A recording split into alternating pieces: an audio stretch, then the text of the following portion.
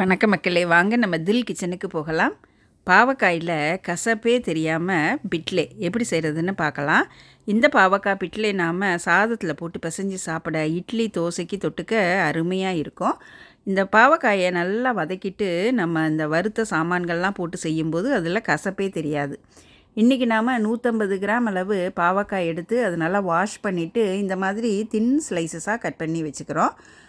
இதில் அந்த ரொம்ப முத்தல் விதையை மட்டும் எடுத்தால் போதும். இந்த மாதிரி பிஞ்சாக இருந்துச்சுன்னா அப்படியே போட்டுடலாம். ரொம்ப முத்தல் விதையை மட்டும் எடுத்துக்கலாம். அதுவும் நம்ம விருப்பப்பட்டால் எடுக்கலாம், இல்லைன்னா அந்த விதையோடு கூட போட்டுக்கலாம் நம்ம. இப்போ இந்த பாவக்காய் வாஷ் பண்ணிவிட்டு கட் பண்ணி வச்சாச்சு. அடுப்பில் ஒரு கடாய் போட்டு 1 டீஸ்பூன் கடலைப்பருப்பு, 2 டீஸ்பூன் மல்லி, அரை டீஸ்பூன் மிளகு, வெந்தயம் அரை டீஸ்பூன், காரத்துக்கு சிகப்பு மிளகாய் இன்னும் 7லேருந்து 8 மிளகாய் எடுத்துக்கலாம். இப்போ இதை நல்லா வாசனை வர்ற வரைக்கும் அதை ஒரு மீடியம் ஹீட்டில் வச்சு வறுத்துக்கலாம். இப்போ நல்லா வாசனை வந்துருச்சு. ஒரு 3 டேபிள் ஸ்பூன் அளவு தேங்காய், ஃப்ரெஷ்ஷாக துருவின தேங்காய் சேர்த்து இதை ஒரு பெரட்டிக்கலாம். ரொம்ப நேரம் வறுக்கணும்னு இல்லை. இதை ஒரு பெரட்டிட்டு நாம் இந்த வறுத்ததை ஒரு பிளேட்டில் மாற்றிக்கலாம்.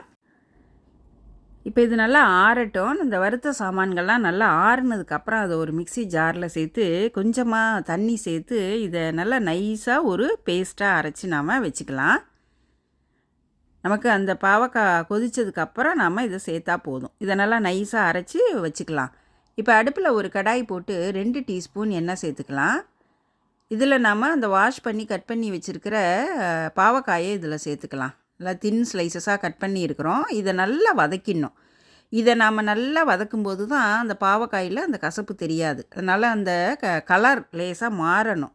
அந்த பச்சை கலர் மாறி வரும்போது தான் அது நல்லா வதங்கிரும், கொஞ்சம் வேகவும் செஞ்சிரும், நமக்கு அந்த கசப்பு தெரியாது. இப்போது அந்த பாவக்காய் முங்குற அளவுக்கு தண்ணி சேர்த்துட்டு கொஞ்சம் மஞ்சள் தூள், இந்த பாவக்காய்க்கு தேவையான அளவு உப்பு மட்டும் சேர்த்து இதை வேக விட்டுருவோம்.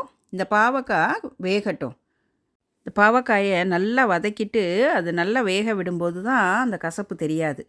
இப்போ நல்லா வெந்துருச்சு, அந்த கலர் மாறிடுச்சு. இது வெந்துருச்சான்னு செக் பண்ணிக்குவோம். இது நல்லா வெந்துருச்சு. இப்போ நாம் ஒரு சின்ன எலுமிச்சம்பழ அளவு புளியை தண்ணியில் ஊற வச்சுருந்தோம். அதை ஒரு 250 ml தண்ணி சேர்த்து அந்த புளி தண்ணியை வடிகட்டி இதோட சேர்த்துக்கலாம்.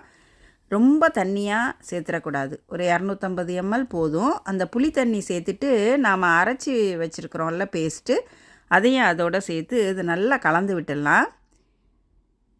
இப்போ நல்லா கட்டி இல்லாமல் கலந்தாச்சு.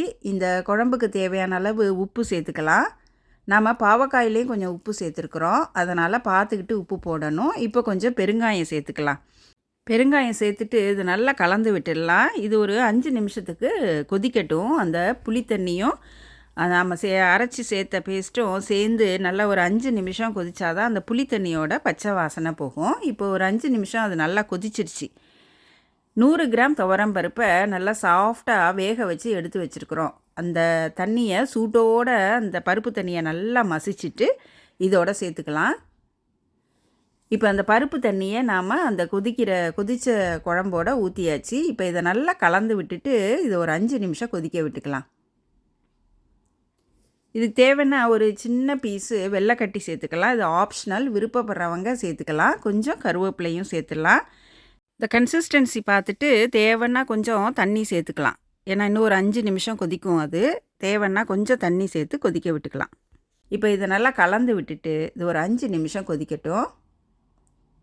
இப்போ நல்லா கொதிச்சிருச்சு. 5 நிமிஷம் இது நல்லா கொதிச்சிருச்சு. அந்த கன்சிஸ்டன்சி எப்படி இருக்குதுன்னு பார்த்துக்கலாம்.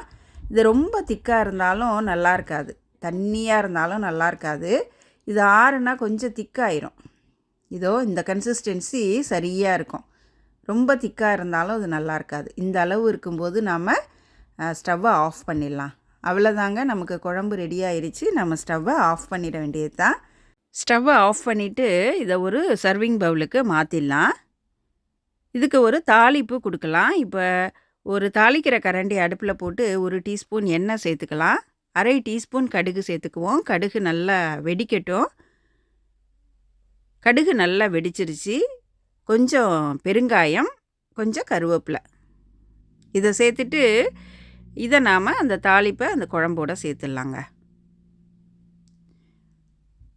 அவ்வளோதான். நமக்கு பாவக்காய் பிட்லே சூப்பரா ரெடி ஆயிருச்சு. நல்லா கமகமன்னு வாசனையா அந்த பாவக்காய் கசப்பு கொஞ்சம் கூட தெரியாது. சூடா சாதத்தில போட்டு பெசஞ்சு சாப்பிட்றதுக்கு ஒரு அப்பளம் அல்லது ஒரு கார பொரியல் தொட்டுட்டு சாப்பிட அருமையா இருக்கும். இட்லி, தோசைக்கு தொட்டுக்கிறதுக்கும் நல்லாயிருக்கும். நீங்க செஞ்சு பார்த்துட்டு உங்க கமெண்ட்ஸை கீழே கமெண்ட் செக்ஷன்ல குடுங்க. இதுவரைக்கும் சப்ஸ்கிரைப் பண்ணலைன்னா சப்ஸ்கிரைப் பண்ணிட்டு அந்த நோட்டிஃபிகேஷன் பட்டனையும் ப்ரெஸ் பண்ணிருங்க. நன்றி. வணக்கம்.